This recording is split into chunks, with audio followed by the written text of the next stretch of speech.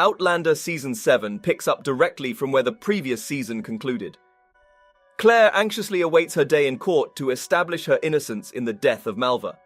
But the rebellious colonists have brought the government in Wilmington to a standstill. Jamie, aided by Ian, is resolute in reuniting with Claire regardless of the obstacles in their path. Meanwhile, Roger's seminary training confronts him with an unforeseen ethical dilemma. Jamie has been without any word from Claire for an extended period, but he remains convinced that their spiritual connection signifies her survival. Determined to rescue Claire from her imprisonment, he resolves to make his way to Wilmington. Accompanying him on this mission is Ian, who has also enlisted the assistance of his Cherokee friends to safeguard the ridge from potential thieves. Within the confines of her jail cell, Claire finds herself surrounded by darkness, creating an eerie atmosphere. Her cellmate, Sadie Ferguson, has been waiting for over a month, anticipating her trial for forgery.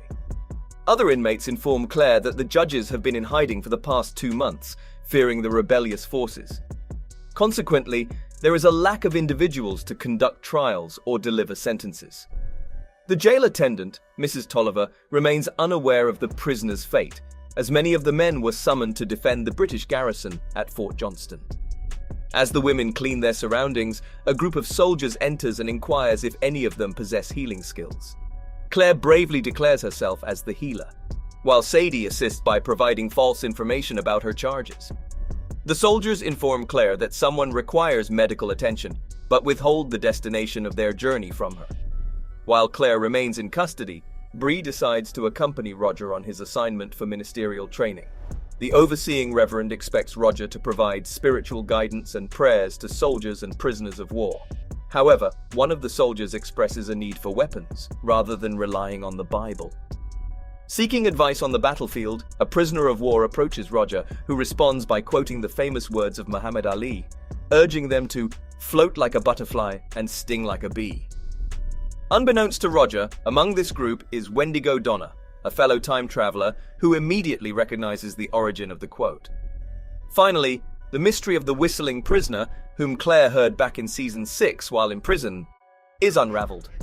The culprit behind the whistling was Donna himself, who had attempted to leave the 18th century after his mission to rally the natives against white imperialists ended disastrously.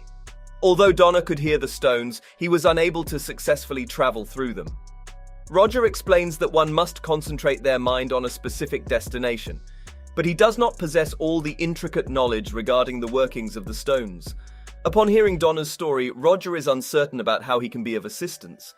He confides in Bree about his encounter with Donna, but she strongly opposes Roger helping him. Bree's resentment towards Donna is justified, as he failed to prevent Claire from being assaulted and abducted in Season 5. Roger argues that Donna's inaction may have been due to fear and the threats he faced from the other men. He recalls an incident involving Stephen Bonnet, where the cruel pirate callously tossed an innocent infant overboard his ship.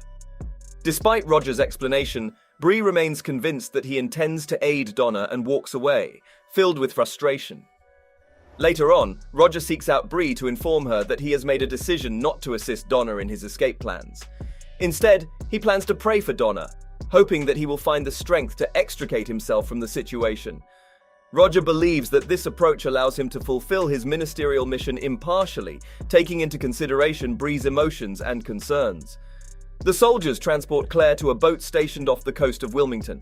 This vessel serves as Governor Martin's refuge, shielding him from the wrath of enraged North Carolinians. On board the ship, Claire tends to her patient, Mrs. Martin, who happens to be the governor's pregnant wife. Mrs. Martin is suffering from bouts of vomiting and profuse sweating. Claire advises her to try ginger tea to alleviate the nausea. While examining her, Mrs. Martin inquires about the rumors surrounding witchcraft and the alleged killing of Malva's unborn child. Claire assures her of her innocence, emphasizing that such fabrications contradict the very principles of the Hippocratic oath she has sworn. Concerned about her pregnancy, Mrs. Martin reveals her anxiety, having already lost 3 children to miscarriages or illnesses. Claire offers reassurance, sharing her own experience of miscarriage. Unfortunately, the governor dismisses Claire's plea to return to Wilmington for additional medical supplies. With the British losing control of Fort Johnston, their grip on the colonial government is at risk. Consequently, he orders Claire to remain aboard the ship until Mrs. Martin gives birth. However, he does dispatch soldiers to fulfill Claire's request for necessary supplies. Returning to the shore, Claire's letter is delivered to Tom Christie, who begins the process of assembling the requested materials. Jamie, eager to locate Claire and ruling out the possibility of her being held in jail, seeks out Tom. Tom hands Jamie Claire's letter, which contains the whereabouts of the ship. The following morning, Jamie sets off in a rowboat to meet with Governor Martin. However, the governor dismisses Jamie's proposal to release Claire on bond and instead suggests that Jamie gather 200 men to aid the British Army in exchange for Claire's freedom. With this unexpected turn of events, Jamie departs, contemplating his next course of action. Tom Christie reunites with Jamie once again, seeking his assistance in a matter of great importance. This time, he discloses his intention to confess to the murder of Malva, thereby securing Claire's release from the custody of Governor Martin. Although Jamie is understandably frustrated that Christie didn't offer his help earlier, he assures him that, were he to deliver Christie's eulogy, he would speak of him as an honorable yet incredibly stubborn man. Finally, Claire regains her freedom. However, there is one more confession that Tom Christie needs to make. By chance, Claire encounters Christie in town and agrees to meet with him. During their meeting, Christie reveals his intention to publish his confession in the newspaper, ensuring that it reaches a wide audience. He admits that Malva was not his biological daughter, but rather his niece. Christie explains that Malva's mother, Mona, seduced his brother Edgar and subsequently murdered him. Furthermore, he believes that Malva possessed witch-like abilities, attributing the flux poisoning to a broth she had prepared.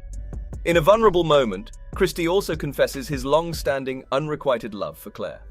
Later on, Claire shares the details of her encounter with Jamie. Jamie speculates that Christie's confession might be an attempt to conceal the true culprit of Malva's murder, such as Brown or another unidentified lover. Despite this suspicion, Jamie advises Claire to accept Christie's confession as an act of love and forgiveness. However, Claire is reluctant to accept Christie's action, but unfortunately she realizes that it is too late to stop him. Jamie has an unexpected encounter with Brown, who boldly declares that his militia is prepared to engage in a confrontation with the Cherokee, who are protecting the ridge. To make matters worse, Brown insults Claire, pushing Jamie to react swiftly and strike him. As the intensity of the moment reaches its peak, the episode ends abruptly, leaving the audience craving to know what unfolds next. The burning questions linger in the minds of viewers. Will Brown finally receive the punishment he justly deserves? Is Tom Christie destined to face the consequences for Malva's murder? And does Wendigo Donna find an opportunity to seize his freedom?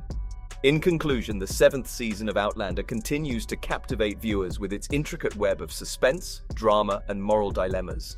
Claire's imprisonment and Jamie's relentless pursuit to rescue her set the stage for a thrilling narrative. As the story unfolds, new alliances are formed, secrets are revealed, and the characters' motivations are tested. The introduction of Wendigo Donna and the unraveling of the mystery surrounding the whistling prisoner add further intrigue to the plot.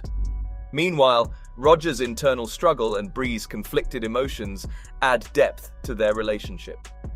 The season concludes with the revelation of Tom Christie's confession, leaving Claire torn between accepting his actions as acts of love and forgiveness or questioning their true motives. With the unresolved confrontations and lingering questions, viewers are left eagerly anticipating the next chapter of this captivating series. In the upcoming episode of Outlander Season 7, titled Where the Waters Meet, Jamie and Claire face the challenging task of evading the pursuing British forces. Simultaneously, in Roger and Brianna's world, a long-standing mystery is on the brink of being solved. Directed by Tracy Deer and written by Sarah Hort, this episode promises to deliver another thrilling installment. The talented cast, led by Catriona Balfe and Sam Heughan as Claire and Jamie Fraser, continues to shine, joined by Sophie Skelton, Richard Rankin, and an ensemble of exceptional actors. With the anticipation building, viewers can expect an engaging and captivating storyline that will keep them on the edge of their seats. So that's all from today's video. If you enjoyed it, remember to leave a like, subscribe, and ring that bell icon so you never miss our upcoming videos. And don't forget to share your thoughts in the comments section. Stay tuned, and we will catch you in the next video.